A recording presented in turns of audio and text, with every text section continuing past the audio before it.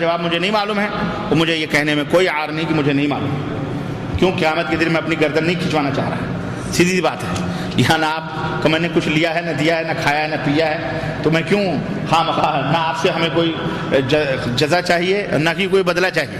تو جو معلوم ہے وہ بتا دوں گا، جو نہیں معلوم ہے وہ مجھے یہ کہنے میں کوئی عار نہیں بھائی مجھے نہیں معلوم ہے، کسی اہل علم سے پوچھ لیں. ٹھیک ہے. ایک بھائی نے پوچھا ہے شرک کا کیا مطلب ہے، قرآن و سنت سے واضح کیجیے. جزاک اللہ خیر، بہت پیارا سوال ہے یہ. شرک یہ عربی کا لفظ ہے جس کے معنی ہوتے ہیں حصہ کے. شرک کہتے ہیں کس کو؟ حصہ کو. اور شریک کہتے ہیں حصہ دار کو، جس کو انگریزی میں پارٹنر کہتے ہیں، ہندی میں بھاگیدار کہتے ہیں، بھاگیدار. ٹھیک ہے. تو شرک کہتے ہیں بھئی یہ حصہ کو، حصہ، اور شریک کہتے ہیں حصہ دار کو. جیسے آپ کہتے ہو شریک حیات، میری زندگی کی پارٹنر، لائف پارٹنر ہے نا. تو یہ لغت اور ڈکشنری میں حصہ یا حصے دار، اس کو شرک کہتے ہیں. اور شریعت کی زبان میں شرک کہتے ہیں اللہ تبارک و تعالی کی ذات اور اس کی صفات اور اس کی ربوبیت اور اس کی عبادت میں کسی کو بھی، کسی بھی مخلوق کو حصے دار سمجھنا، ساجھیدار سمجھنا، پارٹنر سمجھنا، یہ کیا ہے؟ شرک کہلاتا ہے. اس کو کیا کہا جاتا ہے؟ شرک کہا جاتا ہے. اور کرنے والے کو مشرک کہا جاتا ہے. شرک کرنے والا یعنی پارٹنر بنانے والا. مثال کے طور پر اللہ تبارک و تعالی ہمیشہ سے زندہ ہے اور ہمیشہ زندہ رہنے والا ہے، اسے کبھی موت نہیں آتی. اللہ نے فرمایا قرآن کریم میں اللہ لا الہ الا هو الحی القیوم، وہ ہمیشہ سے زندہ ہے اور ہمیشہ سے زندہ رہے گا. وہ قیوم ہے، ساری کائنات کو قائم کرنے والا ہے، پکڑنے والا ہے، تھامنے والا ہے. یعنی اسی کے بس میں پوری کائنات ہے. وہ قیوم ہے، اسی کی کنٹرول میں پوری دنیا ہے، پوری کائنات ہے. تو اس کے کبھی نہ موت آ سکتی، اسے موت، وہ ہمیشہ سے زندہ، ہمیشہ سے. یہ اللہ کی صفت ہے. حیٌ اللہ کی کیا ہے؟ صفت ہے. اب اگر کوئی شخص کسی دیوی کے بارے میں، کسی دیوتا کے بارے میں، کسی جن کے بارے میں، کسی نبی کے بارے میں، کسی ولی کے بارے میں، کسی کے بارے میں بھی، بڑے سے بڑا ہو، چھوٹے سے چھوٹا ہو، یہ عقیدہ رکھے کہ یہ بھی زندہ ہیں، یہ بھی مرے نہیں ہیں، ہماری نظروں سے اوجھل ہو گئے ہیں. جیسے ایک شاعر نے کہا ہے تو زندہ ہے واللہ، تو زندہ ہے واللہ، نعوذ باللہ. کہتا ہے اے میرے رسول آپ زندہ ہیں، تو زندہ ہے واللہ، تو زندہ ہے واللہ، میرے چشم عالم سے کھو جانے والے، میرے چشم عالم سے کھو جانے والے، یعنی میری نگاہوں سے دور ہو جانے والے، کھو جانے والے، تو اپنی جگہ پہ زندہ ہے. نعوذ باللہ. یہ عقیدہ کہ نبی صلی اللہ علیہ وسلم قبر میں بھی زندہ ہیں، نبی صلی اللہ علیہ وسلم آج بھی زندہ ہیں، نبی صلی اللہ علیہ وسلم جہاں چاہتے ہیں پہنچ جاتے ہیں، مومنوں کے گھروں میں آتے ہیں، میلاد میں آتے ہیں، یہ اتنا بڑا کفر ہے کہ جس کفر سے بڑا کفر نہیں ہو سکتا. یہ ہے اللہ ہی زندہ ہے، اللہ کے سوا جس کو وفات ہو گئی وہ دوبارہ اس دنیا میں، ہاں یہ صرف اللہ کی شان ہے کہ وہ ہمیشہ سے زندہ ہمیشہ. اللہ کی شان یہ ہے کہ وما تسرون وما یعلم ما تسرون وما تعلنون، جو چھپاتے ہو، جو ظاہر کرتے ہو، دلوں کی دھڑکنوں کو صرف اللہ جانتا ہے. لیکن اگر کوئی بندہ یہ عقیدہ رکھے فلانے بابا، فلانے حضرت، فلانے مولوی، فلانے فقیر، فلانے ولی، فلانے قطب، فلانے ابدال، فلانے فلاں، فلانے فلاں، فلانے نبی، فلانے رسول دلوں کے بھیدوں کو بھی جانتے ہیں، تو یہ سب سے بڑا کفر ہے. یہ بھی کفر ہے. کیوں؟ اس لیے کہ یہ صرف اللہ کی شان ہے کہ جو غیب کا علم رکھتا ہے. اللہ کے علاوہ اس دنیا میں کسی کو غیب کا علم نہیں. اللہ جس کو چاہتا ہے بتا دیتا ہے، وہ بات الگ ہے، اپنے نبیوں اور رسولوں میں سے وہ بات الگ ہے.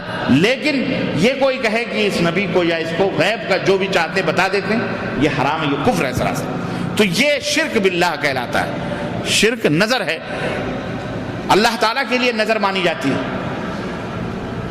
یہ تمام صحابہ تابعین کا عمل رہا ہے. اور انبیاء علیہ السلام کا عمل رہا کہ نظر نیاز سب اللہ کے لیے، لیکن آدمی اگر بابا کے لیے، تعزیہ کے لیے، شدہ کے لیے، کسی بزرگ کے لیے، کسی نبی کے لیے کہ بابا ہمارے اولاد ہو گئی تو میں نظر چڑھاؤں گی یا نظر چڑھاؤں گا، میں مرغا لاؤں گا، میں چادر چڑھاؤں گا، میں کلش دھلاؤں گا، میں لیپا پوتی کراؤں گا، تو میں فلانا کراؤں گا، یہ تمام سب نظر غیر اللہ کے لیے پوری کرنا یہ شرک باللہ ہے، کیونکہ نظر اللہ کا حق ہے۔ نظر کس کا حق ہے؟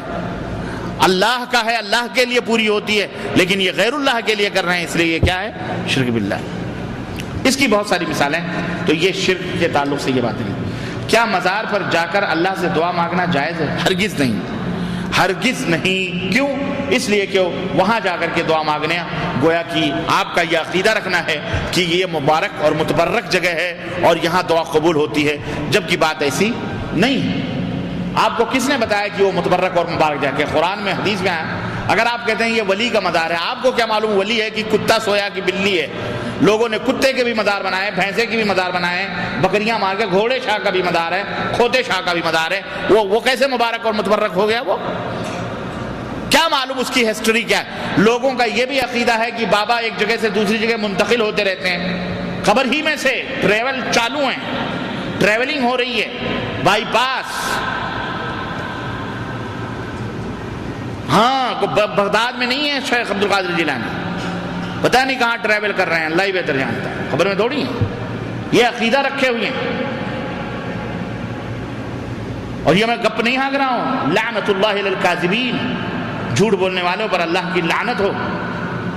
یہ حقیقی باتیں ہیں جو عقیدہ رکھ کر کے بیٹھے ہوئے ہیں لوگ، ہمارے کلمہ پڑھنے والے مسلمان، وہ زندہ ہیں۔ شیخ عبد القادر بھی زندہ ہے، ہر ولی مزار میں زندہ ہے، ہر بابا زندہ ہے، صبح شام آتے ہیں جاتے ہیں۔ میں ایک واقعہ نہیں، سینکڑوں واقعات یہ سب میں کر چکا ہوں، مجھے معلوم ہے، ان راہوں سے میں گزرا ہوں، یہ سب میرے اپنے پیر کی کارستانیاں سب میں جانتا ہوں، کیا کیا ہوتا تھا، کیا کیا کرتا تھا، اور کیسے آپ لوگوں کو الو بناتا تھا، اور آپ بھی بڑے سادگی سے الو بنتے تھے، ہاتھ پاؤں سب چوم کے جاتے تھے، لیکن اللہ نے بچا لیا، اللہ نے توبے کی توفیق دی۔ تب یہ زہر اگلتا ہوں میں کبھی کبھی، تب لوگ کہتے ہیں بہت بڑا زہر اگلتا ہے، زہر نہیں اگلتا ہوں، مجھے پتا ہے یہ پاکھنڈی، چور، بدماش، بدکار، عیاش، زناکار، مریدوں کی عورتوں سے بدکاری کرنے والے، ان کی بہن بیٹیوں کی آبرو کو اپنے درگاہوں میں، اپنے خانقاہوں میں لوٹنے والے، یہ ڈاکو ہیں، اللہ کی قسم ہم نے اپنی آنکھوں سے دیکھا۔ کیا کریں گے؟ اور آپ ہیں چوم رہے ہیں، حضرت ہیں، قادری ہیں، چشتی ہیں، نقشبندی ہیں، سہروردی ہیں، فلان بہت بڑے بابا ہیں، بیعت کر لیں گے، جنت میں چلے جائیں گے۔ ایک ایک گھر میں 5 پیر ہوتے ہیں، ایک ایک گھر میں کتنے پیر؟ باپ کسی پیر سے مرید، ایک بیٹا کسی دوسرے پیر سے مرید، تیسرا کسی اور، چوتھا کسی اور سے۔ کسی نے پوچھا ایک گھر میں 5 پیر، ایک ہی پیر کافی تھا، 5 پیر کی کیا ضرورت تھی؟ تو باپ کہتا ہے بیٹا اب حضرت محشر میں رزق نہیں لے سکتے نا، وہاں نہ جانے کس کی چلے، جس کی چلے اپن اسی کے پیچھے ہو جائیں۔ اس میں بھی راجنیتی چل رہا ہے، سیاست اس میں بھی، یہاں بھی بانٹ کے جس کی چلے گی اپن اس کے پیچھے ہو جائیں گے۔ یہ حال ہے، اس لیے ادار مدار پہ نہیں، اللہ سے جہاں چاہو۔ مسجد، اللہ کے نبی نے فرمایا دعائیں کہاں کہاں قبول ہوتی ہیں، اللہ کے نبی نے بتلائیں، کب کب قبول ہوتی ہیں یہ بھی بتلائیں، کس وقت قبول ہوتی ہیں یہ بھی بتلائیں، سب حدیث میں، قرآن میں موجود ہے میرے بھائی۔ اللہ کے نبی نے فرمایا میدان عرفات میں دعا قبول ہوتی ہے، کنکری مارنے کے بعد دعا قبول ہوتی ہے، وہاں دعا کرو، وہاں تو بھاگ جاتے ہیں دنادن مارتے مارتے، جبکہ وہاں اللہ کے نبی کھڑے ہو کے اصرار الحاح کرتے تھے، دعا مانگتے ہیں۔ مسجد کے اندر دعا قبول ہوتی ہے،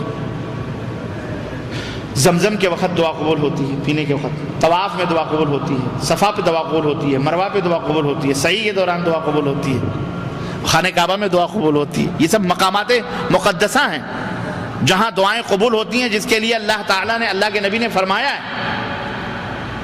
اللہ کے رسول صلی اللہ علیہ وسلم نے فرمایا جمعے کے دن عصر سے لے کر مغرب تک یہ وہ موقع ہے جس وقت، جیسے آج جمعے کا دن تھا نا، تو عصر بعد سے لے کر مغرب تک تمام اہل علم کا اس پر اتفاق ہے ایک طرح سے، کہ وہ کہتے ہیں کہ عصر سے لے کے مغرب تک کا وہ وقت ہے کہ جس میں بندہ جب اللہ سے دعا کرتا ہے تو اللہ اس کی کوئی دعا رد ہی نہیں فرماتا ہے، اس کی دعا قبول کرتا ہے۔ یہ وقت ہے دعا کرنے۔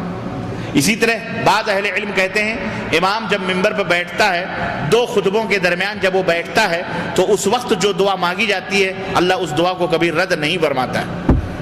اللہ کے رسول صلی اللہ علیہ وسلم فرماتے ہیں 3 آدمیوں کی دعا رد نہیں کی جاتی: الصائم حتی یفطر، روزے دار جب تک افطار نہ کر لے تب تک اس کی دعا رد نہیں کی جاتی، وہ جو بھی دعا مانگتا ہے اللہ اسے قبول فرماتا ہے۔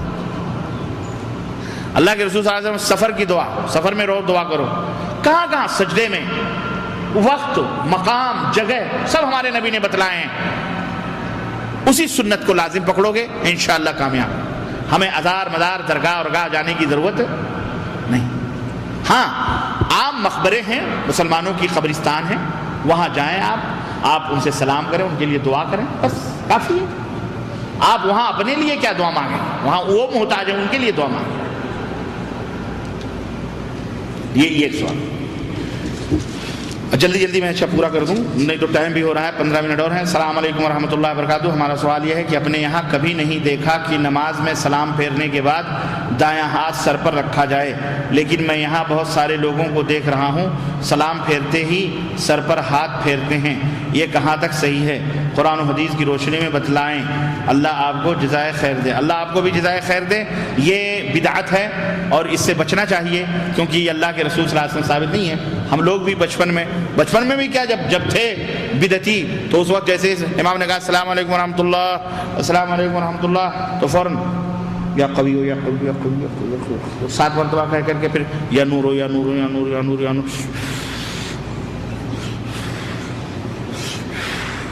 آنکھوں میں لگا دیتے کہ اس سے دماغ مضبوط ہوگا، اس سے آنکھ کی روشنی مضبوط ہوگی۔ لیکن انہی لوگوں کو دیکھتا تھا جو لوگ آنکھوں میں یا نور نور کرتے تو وہی چشمہ لگا کے ہائی پاور کا دیکھتے، کبھی روشنی بڑھی نہ کچھ بڑھا۔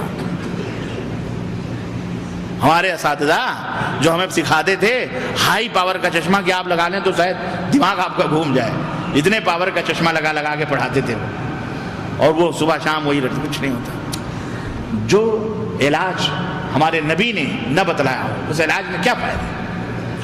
ہم تم کیا جانیں، ہمیں کیا معلوم اللہ کیا ہے، اللہ کی ذات کیسی ہے؟ وہ تو دیکھنے والے نے، ہمارے نبی صلی اللہ علیہ وسلم جنہوں نے ملاقات کی اللہ تعالیٰ سے، وہی انہی کے بتانے پر تو ہم سمجھیں اللہ تعالیٰ ہے کہ نہیں؟ تو ہمارے نبی جتنا بتائیں اتنا مانو، بس نہ اس سے کم کرو نہ اس سے، یہی سب سے بڑی محبت ہے۔ باپ نے کہا کھڑے رہو، بیٹا کھڑا ہو۔ باپ نے کہا بیٹا آ جا۔ اب باپ نے کہا بیٹا کھڑے رہو، چچا آئے ہیں، پیچھے جا، فلانا آ رہا ہے ادھر جا، وہ ادھر جا رہا ہے ادھر جا رہا ہے، تو باپ کا فرمانبردار ہے وہ؟ نہ، باپ نے کہا ہے بات خلاص۔ بے نمازی کو سلام دے سکتے ہیں؟ سلام اگر آپ جانتے ہیں کہ وہ بے نمازی ہے تو قبل اس کے کہ سلام دیں، آپ نے جو سوال کیا ہے، میں آپ سے سوال کرنا چاہوں گا، کیا آپ نے اسے نماز پڑھنے کی دعوت دی ہے؟ سلام دینا تو بات کی بات ہے، نماز پڑھنے کی طرف آپ نے دعوت دی ہے، اس کو سمجھایا ہے، اس کو بتلایا ہے؟ پہلے آپ اسے سمجھائیں، اگر ایسا بندہ ہے سمجھائیں، اسے ڈرائیں کہ اللہ کے ہاں بہت بڑا عذاب ہے۔ نماز نہ چھوڑو، نماز 5 وقت کی اس کے ٹائم پہ پڑھو، روزہ سال میں ایک دفعہ آتا ہے، زکوٰۃ جس کو توفیق ہوتی ہے وہ دیتا ہے، مالک نصاب ہوتا ہے تب، حج بھی جس کو توفیق ہوتی ہے، لیکن نماز یہی تو ایک اللہ سے رشتے کا ڈورا ہے، ایک دھاگا، ایک بندھن ہے یہ۔ اس کے علاوہ اور ہمارے پاس کیا بندھن ہے اللہ سے رشتہ جوڑنے کا؟ یہ 5 وقت کی نمازیں بیچاری ہیں، بس انہی کے اوپر ہم ظلم کیوں اٹھاتے ہیں، انہی کو ہم ضائع کیوں کرتے ہیں، جبکہ 5-10 منٹ بھی نہیں لگتے، ہم ان کو کیوں برباد کر کے اپنا جہنم خریدتے ہیں؟ فویل للمصلین الذین هم عن صلاتهم ساہون، ویل ہے ان نمازیوں کے لیے جو نماز کو چھوڑ کر کے پڑھتے ہیں نماز، لیکن چھوڑ کے پڑھتے ہیں، اور جو پڑھتا ہی نہیں اس کے لیے کیا حشر ہوگا؟ غور کرو ذرا، سوچو میرے عزیزو، میرے بھائیو۔ اس لیے نماز تو وہ نور ہے جو اللہ نے آسمان سے ہمارے لیے تحفے کے طور پر اتارا ہے، اس تحفے کی قدر کرو، اس کو نہ چھوڑو۔ کھانا چھوٹ جائے، پانی چھوٹ جائے، بیوی چھوٹ جائے، سب چھوٹ جائے، پر نماز، بولو نماز، وعدہ کرو انشاءاللہ نماز نہیں چھوڑو گے انشاءاللہ۔ اور فجر اور عشاء، خاص طور سے فجر اور عشاء، اللہ کے نبی نے فرمایا وَأَسْخَلُ الصَّلَاةِ عَلَى الْمُنَافِقِينَ صَلَاةَ الْفَجْرِ وَصَلَاةَ الْعِشَاءِ، 2 نمازیں منافقوں کے لیے بہت بھاری ہیں، ایک فجر کی اور ایک عشاء کی۔ جو فجر نہیں پڑھتا، عشاء نہیں پڑھتا، وہ منافق ہے، اور منافق ان المنافقین فی الدرک الاسفل من النار، کافروں سے بھی بدتر ٹھکانہ منافقوں کا ہے۔ یہ نہ سوچو ڈیوٹی کرنی ہے، ڈیوٹی تم نے اپنی پیٹ کے لیے کرنی، لیکن یہی پیٹ تمہیں جہنم میں لے جائے گا، یاد رکھو، اللہ کی قسم یہی جہنم میں لے جائے گا، اس کی فکر نہ کرو، یہ اللہ دینے والا ہے۔ یہ کون دینے والا؟ اللہ۔ تم نماز پڑھ کے جاؤ، ڈیوٹی میں 5 منٹ 10 منٹ لیٹ ہو جائے، کوئی بھائی گلا تمہاری طرف ٹیڑھی نظر اٹھا کر کے نہیں دیکھے گا انشاءاللہ تعالی۔ اللہ کی ضمانت میں رہو، یہ نہ ڈرو مت دنیا والوں سے، اللہ سے، اللہ روزی دینے والا، کوئی تمہارا باس، کوئی خدا نہیں ہے، کوئی مالک نہیں ہے، مالک صرف اللہ تعالیٰ۔ سمجھ میں بات آئی کہ نہیں آئی؟ 5 ریال 10 ریال 20 ریال کٹ جائے لیکن نماز نہ چھوٹے، اہتمام کرو۔ تو میرے عزیزو پہلے اس کو دعوت دو، پھر آپ سلام علام کا مسئلہ پوچھیں۔ داڑھی لمبی سے کتنی ہونی، داڑھی لمبی سے لمبی کتنی اور چھوٹی سے چھوٹی کتنی ہونی چاہیے؟ اللہ کے رسول صلی اللہ علیہ وسلم نے داڑھی کو کہا کہ معاف کر دو، داڑھی کو فرمایا معاف کرو مطلب کوئی فقیر اگر آپ کے پاس آئے کہ بھیا پیسے تو بابا معاف کرو کا مطلب خلی چھوڑ دو مجھے، یعنی مکمل جوتا پیر چپل کرتے پجامے کے ساتھ روپے پیسے چھوڑ دو، معاف کرو جاؤ۔ تو معاف کرنے کا مطلب یہی، اس کو معاف کرو یعنی اس کے اوپر کینچی استرے مت چلاؤ، یہ اللہ کا نور ہے، مطلب یعنی یہ نور ہے، یہ مسلمان کی علامت ہے، پہچان ہے۔ یہ کیا ہے؟ یہ اللہ کے نبی کی پسندیدہ چیز ہے، اللہ کے نبی حسین و خوبصورت ہے، زندگی بھر آپ نے اپنے چہرے پہ داڑھی رکھی ہے، اس پہ کبھی استرا نہیں، کینچی تک نہیں لگوائی اللہ کے نبی۔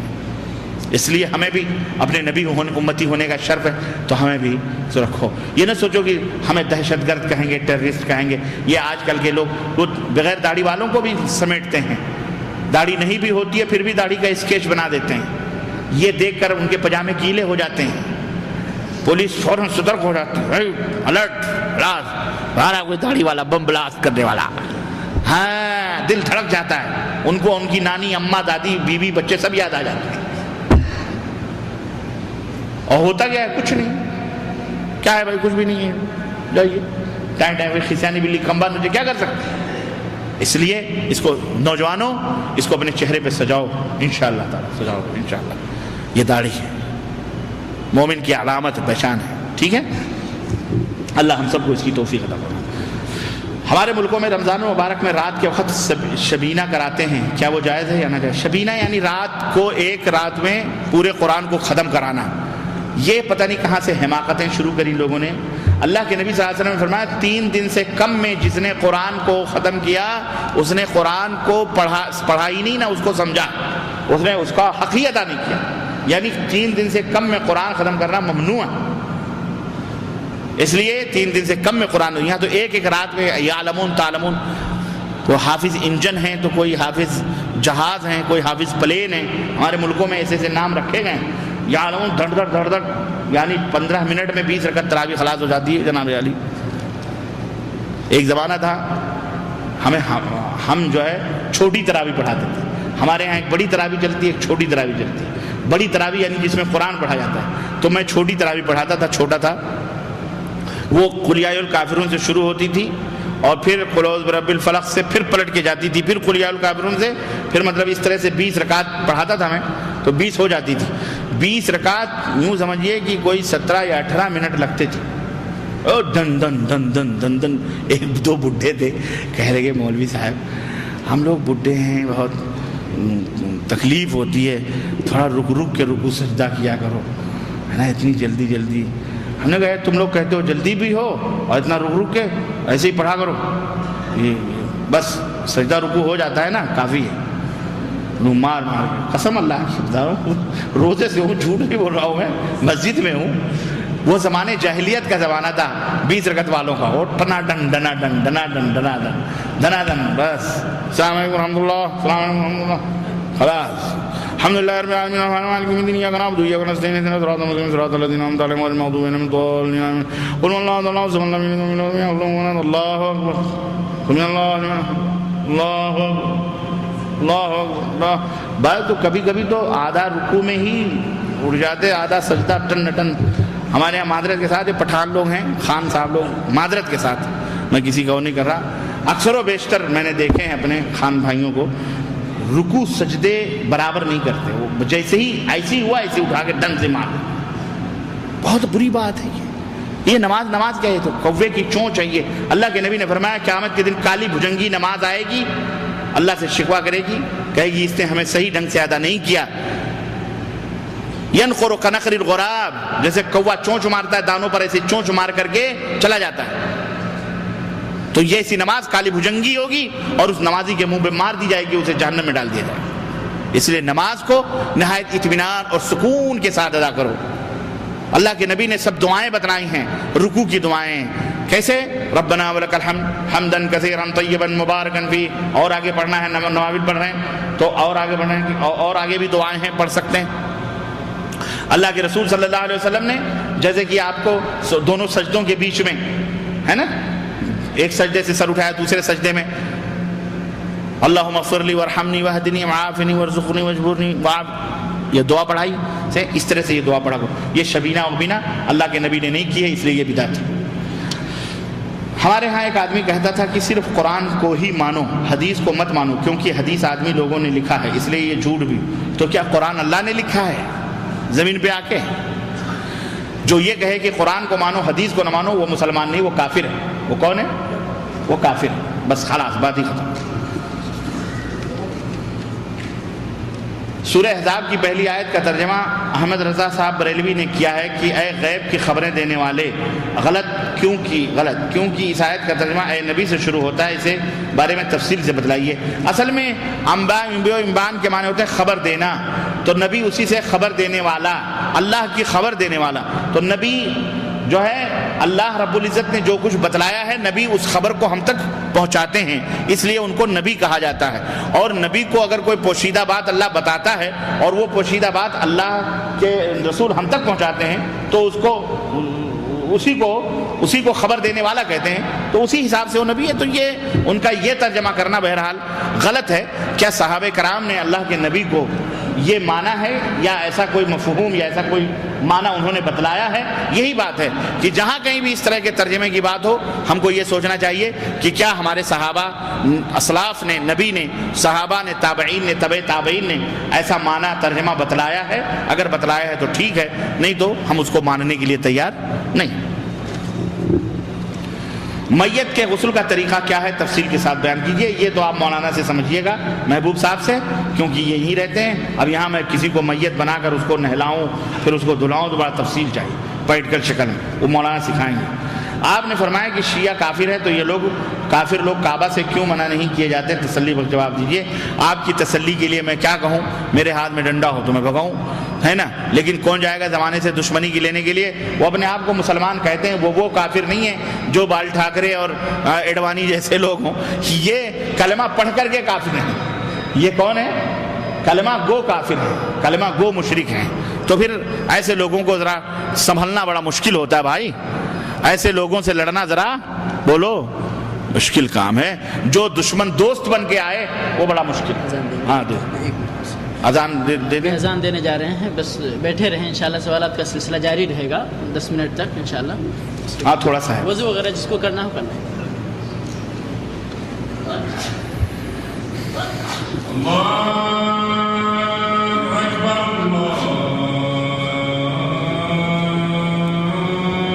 ہم سب کرنے والے یا اللہ کے رسول صلی اللہ علیہ وسلم کے بارے میں یہ عقیدہ رکھنا کہ اللہ کے نبی کو غیب کا علم تھا، یا اللہ کے نبی حاضر و ناظر ہیں، یا اللہ کے نبی مرے نہیں زندہ ہیں، یا اللہ، اس طرح کے ایمان اور عقیدے رکھنے والے بہرحال یہ کافر ہیں، بدعتی بھی ہیں۔ یہ بغیر توبہ کے اگر مر گئے تو یہ ہمیشہ جہنم میں رہیں گے۔ البتہ یہ ہے کہ وہ بدعتیں جو چھوٹی چھوٹی ہیں اس کی نیت کے اوپر ہے، بہرحال اس کا ملے گا، اس کی سزا ملے گی، اور پھر وہ اس حساب سے اللہ چاہے گا تو جنت میں جائے گا، ورنہ اللہ کی مرضی ہے۔ میں ایک ڈرائیور ہوں، گاڑی چلاتا ہوں، ہمیشہ سفر میں رہتا ہوں، تو میں نماز کس طرح پڑھوں؟ پوری پڑھوں یا ہمیشہ قصر کروں؟ اگر آپ ہمیشہ سفر میں رہتے ہیں تو آپ قصر کرتے رہیں، کوئی حرج نہیں، یہ تحفہ ہے اللہ تعالیٰ کا۔ ہاں جب آپ پلٹ کر کے اپنے منزل پہ آئیں تو آپ مکمل کریں، پوری پڑھیں وہاں پہ جو نمازیں آپ کو ملتی ہیں، ٹھیک ہے۔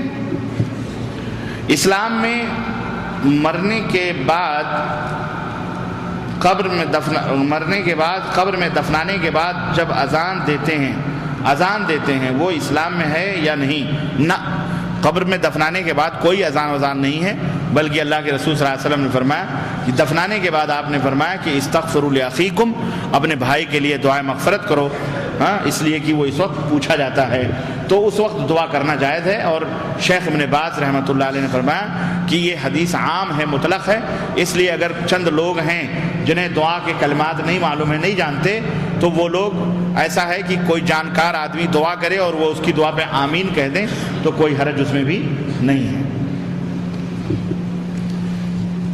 حضور صلی اللہ علیہ وسلم کے زمانے میں تراویح 8 رکعت پڑھی جاتی تھی یا 20 رکعت، اور اگر رکعت پڑھی جاتی تھی تو بعد میں 20 رکعت کیسے ہو گئی، اور کیا یہ بدعت نہیں ہے؟ کیا یہ ہمارے رسول کے بعد میں شروع کی گئی؟ اصل میں نبی کریم صلی اللہ علیہ وسلم سے جو نماز تراویح یا تہجد یا قیام اللیل یا صلاۃ اللیل ثابت ہے وہ 8 رکعت مع الوتر 13 12 یا وتر 9 11 13 یہ ثابت ہے۔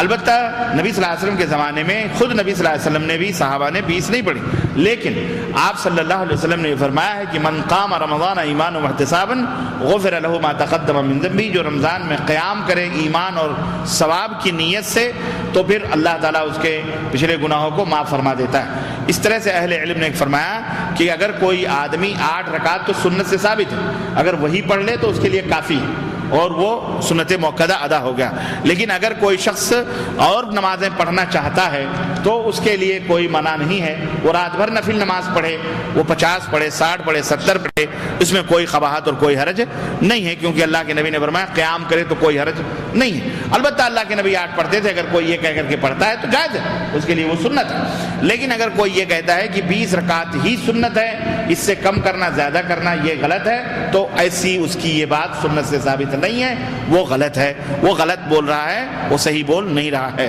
تو ایسی صورت میں ایسی نماز جو ہے اس کے اوپر ضد کرنا، تعصب کرنا، عناد کرنا، مذہب بنانا، یہ بھی حرام ہے، یہ بھی حرام ہے۔ البتہ آدمی کو اجازت ہے وہ جتنی چاہے پڑھے۔ کیا غیبت سے روزہ ٹوٹ جاتا ہے؟ روزہ تو نہیں ٹوٹتا، البتہ یہ ہے کہ روزے کی ورجنالٹی اور اس کے معیار اور اس کے حسن اور جمال میں یقیناً دھبا پڑ جاتا ہے، اس لیے آدمی کو غیبت، جیسا کہ میں نے بتلایا کہ مرنے کے بعد قبر میں عذاب ہوگا، اس سے بچنے کی کوشش کریں، اللہ ہمیں محفوظ رکھے۔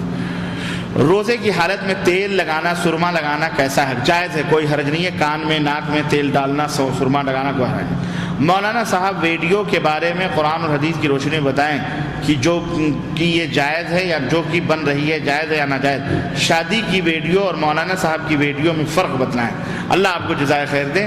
ویڈیو اگر حرام کام کے لیے بنا رہے ہیں تو حرام ہے، اور حلال کے لیے بنا رہے ہیں تو حلال ہے۔ ویسے ویڈیوگرافی، فوٹوگرافی یہ اسلام کے اندر حرام ہے، یہ اسلام کے اندر کیا ہے؟ حرام ہے۔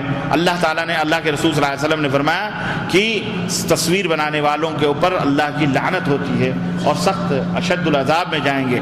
لیکن جس طرح آپ کی پاکٹوں میں پڑے ہوئے اقاموں کے فوٹوز ہیں، پاسپورٹ کے فوٹوز ہیں، آپ نے اس حرام کام کو ضرورت کے لیے کیا ہے، دنیا کمانے کے لیے کیا ہے، تو یہ علماء نے اس کو جائز قرار دیا ہے، تبھی آپ نے کیا ہے، ٹھیک ہے۔ ایسے ہی دین پھیلانے کے لیے اگر کوئی آدمی ویڈیو بناتا ہے کہ قرآن اور حدیث کی باتیں پھیلائے تو بند کرو، فوراً بند کرو، جوال رکھو تو اس کا طریقہ بھی فوراً سیکھ لیا کرو کہ کیسے جھٹ سے بند کیا جاتا ہے۔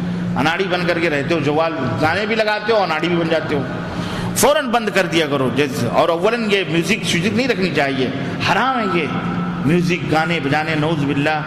اللہ تعالیٰ نے نعمت دی ہے تو میوزک نہیں رکھنی چاہیے۔ بہرحال تو نیک کام، اچھے کام کے لیے بنانا کوئی حرج نہیں، لیکن شادی، بیاہ، عقیقہ یہ حرام ہے، اس لیے اس کی فوٹوگرافی بھی حرام ہے۔ کیا قبر میں مردے سنتے ہیں اور سمجھتے ہیں؟ لوگ اس کی دلیل دیتے ہیں کہ قبرستان سے گزرو تو سلام کرو، اللہ اکبر، پھر تو اعلیٰ حضرت سلام کا جواب بھی سنتے ہوں گے جب وہ بولتے ہیں، جب بولتے تو سنتے ہوں گے۔ ہم کہتے ہیں صرف مردے سنتے ہی نہیں، بولتے بھی ہیں، لیکن کوئی سنتا ہے ان کی آواز کو؟ بھائیو وہ سنتے، اللہ انہیں سناتا ہے جیسے چاہتا ہے، ہم کو نہیں معلوم۔ ہم کو حکم دیا گیا جب قبرستان سے گزرو سلام کر لیا کرو، بس ہم اس کے پابند ہیں کہ ہم سلام کریں۔ وہ سلام کیسے پہنچتا ہے، سنتے ہیں کہ نہیں، وہ اللہ ہی جانتا ہے، وہ اللہ پہنچاتا ہے۔ یہ سلام وہ سلام نہیں ہے جس کا جواب دینا فرض ہو، یہ سلام دعا ہے۔ اللہ تمہیں سلامت رکھے، اللہ تمہیں، جیسے آپ خط میں لکھتے ہو السلام علیکم، اس کا جواب دینا ضروری نہیں ہے۔ تو مردے نہیں سنتے ہیں۔ मुर्दे नहीं सुनते। 2-3 सवाल और है। अच्छा, ये प्रोग्राम में वीडियो बनाना, इसका जवाब दे दिया मैंने, है ना। सुन्नतों की नीयत क्या है? अल्लाह अकबर। नीयत दिल के इरादे का नाम है। कस्द, आपने इरादा किया सुन्नत पढ़ने का, यही सुन्नत की नीयत है। लेकिन ये जुबान से कहना कि नीयत करता हूँ मैं 4 रकात नमाज सुन्नत, 2 रकात नमाज सुन्नत, वास्ते अल्लाह ताला के, पीछे इस इमाम के, मेरा मुख काबे शरीफ की तरफ बनाना ढकाना, ये तमाम सब बिदात है। जुबान से कहना नहीं चाहिए, जुबान से नीयत नहीं कहनी चाहिए। दिल के इरादे का नाम नीयत है। आखिरी सवाल है, एक साहब ने पूछा है रफ़ यदैन के बारे में बतलाएं। रफ़ुल यदैन 4 जगहों के ऊपर सुन्नत है। एक तो तकबीर तहरीमा के वक़्त अपने कंधों या अपने कानों की लौ तक उठाना, ये सुन्नत है। दूसरे रुकू में जाते वक़्त, जब आप रुकू जाएं तो रफ़ुल यदैन करें, और रुकू से तीसरे रुकू से उठते वक़्त रफ़ुल यदैन करें। और चौथे, अगर 3 या 4 रकात वाली नमाज है तो 2 रकात जो पढ़ के बैठते हैं, 3री रकात के लिए जब उठते हैं उस वक्त रफ़ यदैन करना, ये नबी करीम सल्लल्लाहु अलैहि वसल्लम की सुन्नत है। और ये खुलफ़ाए, ये अशरे मुबश्शरा से भी इसका सबूत है, तो ये जायज़ है, ये सुन्नत सहीहा से है। ये शहादत की उंगली में ये लगातार करते रहना चाहिए। शहादत की उंगली, ये जो तशहुद जो हम पढ़ते हैं, तो दाहिने हाथ को दाहिने रान पे, बाएं हाथ को बाएं रान पे बैठ कर रखें और फौरी तौर पर अपने मुट्ठी बना लें, हल्का। ऐसे ही अल्लाह के नबी सल्लल्लाहु अलैहि वसल्लम की हदीस है कि जब आप बैठते थे तो आप दाहिने हाथ का हल्का बनाते और ये उंगली उठाते, और इस उंगली से कान युशीरु, और आप सल्लल्लाहु अलैहि वसल्लम से इशारा फरमाते। और कभी एक रिवायत है कि हरकत देते थे, तो हरकत दे देना, इशारा करना, ये जायज़ है। लेकिन जो लोग ये कहते हैं कि हाथ रखे रहो, फिर जब आए अशहदु अल्ला इलाहा ला इलाहा पे उठाओ, इल्लल्लाह इल्लल्लाह पे गिरा लो, ये नबी सल्लल्लाहु अलैहि वसल्लम से साबित नहीं है। ना कोई ज़ईफ़, ना कोई मौजू, कोई रिवायत साबित नहीं, ये बनाई हुई है। इसलिए इससे परहेज़ करें और सुन्नत पे अमल करें। ये सुन्नत ये है जो मैंने बतलाई है। और कोई सवाल है? अच्छा, ये आखिरी सवाल है। क्या है? जानता है एक आदमी बिदती है जो जानता है कि बिदअत पर आमिल हूँ और फिर तौबा नहीं करता बल्कि बिदअतों का मूजिद भी है, तो फिर वो शख्स भी सज़ा पाने के बाद जन्नत में जाए? नहीं।